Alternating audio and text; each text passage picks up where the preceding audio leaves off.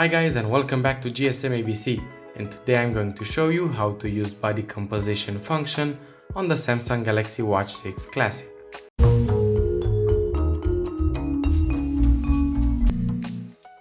First thing you need to do is rotate the bezel until you get to this page. Click on Measure, select your gender, select your height, and then click on Done.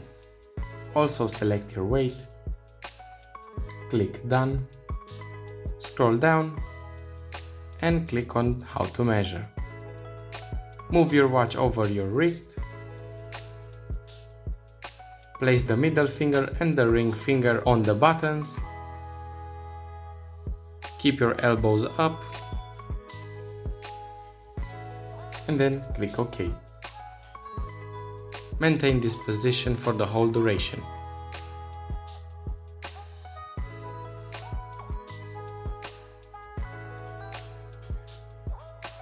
After it's done, you have all the data that has been collected, your weight, your skeletal muscle, fat mass, body water, and here you have some body analysis like body fat, BMI, and BMR.